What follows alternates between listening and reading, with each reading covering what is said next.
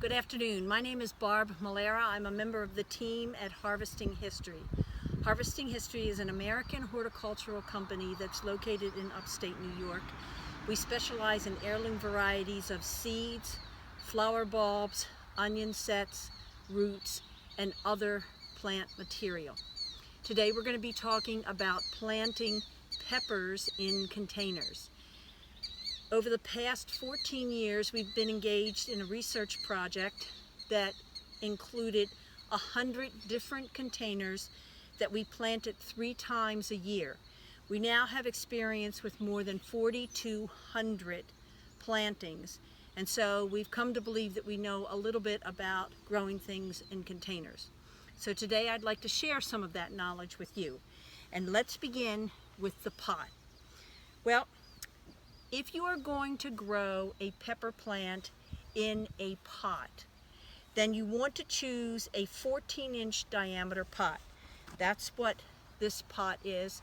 The depth doesn't really matter. Usually 14-inch diameter pots are about 12 to 14 inches deep, but you can go as shallow as probably 10 inches and still have a healthy plant. The most important thing, and I want my millennials to hear this loud and clear, one pepper plant per 14-inch container. No, you can't snuggle 2 pepper plants in this container. 1 pepper plant and you will get good productivity. If you crowd these plants, you will get little or no productivity. So once again, I beat a dead horse. Once again, 1 pepper plant per 14-inch container. Now let's talk a little bit about the soil mix. And remember, we've been doing this for 14 years with over 4,200 plantings. And we've come to believe that you don't need to invest in in the specialized soils that are now available through most garden centers and hardware stores. We have a very simple recipe that we found over the last 10 years works extraordinarily well. And it begins with crummy backyard soil, like the stuff that you see in this container. To that crummy backyard soil, we add some micronutrients and some rich source of nitrogen, commonly known as compost. And then to that, we add some organic matter, commonly known as peat moss.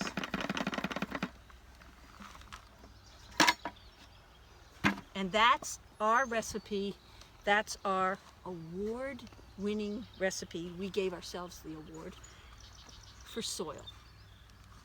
You then mix this combination of compost, crummy backyard soil, and peat moss.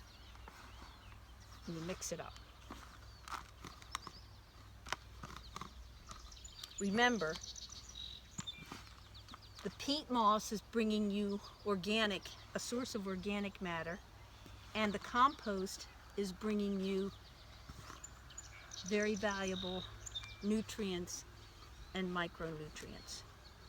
You then fill your pot so that it's about 2 to 3 inches. The soil is about 2 to 3 inches below the top of the pot.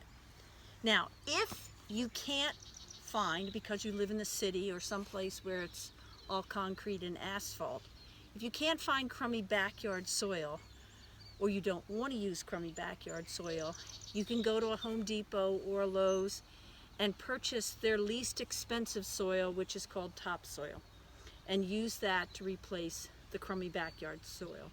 But I assure you, crummy backyard soil, whether it's full of clay or not, will still be an excellent source of soil for your container.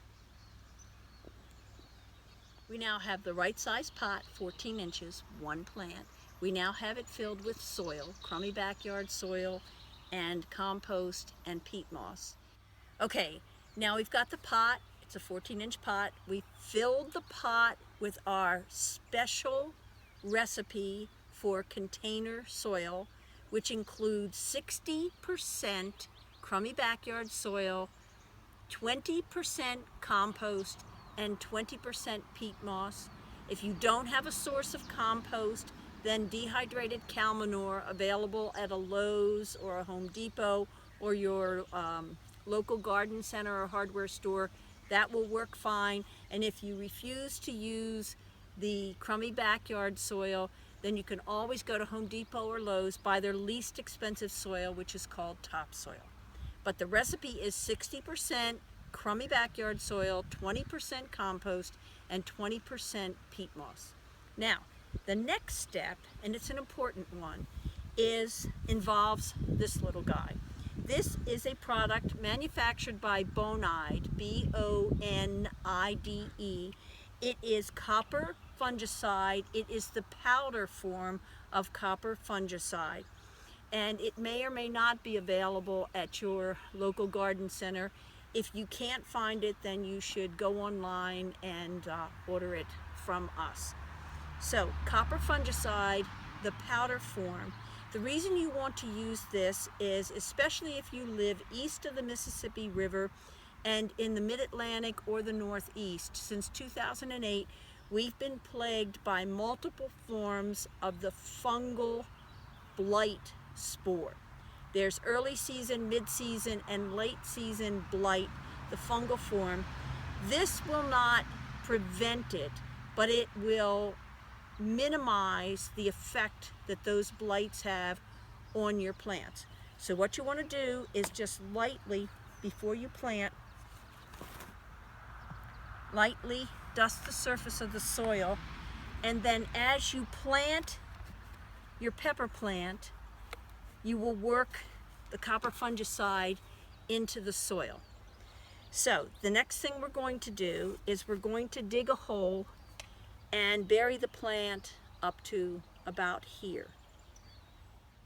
Okay, so I am digging a hole that will accommodate my little jalapeno pepper plant. Okay. It's just about ready. So I'm going to cover the pepper.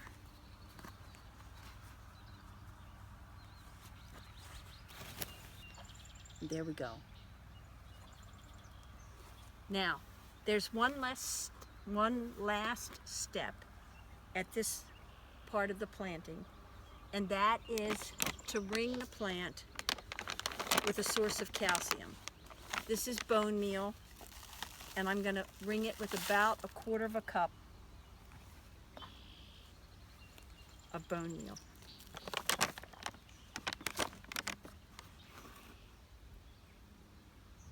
Now, going forward, every 2 weeks, you need to feed this plant.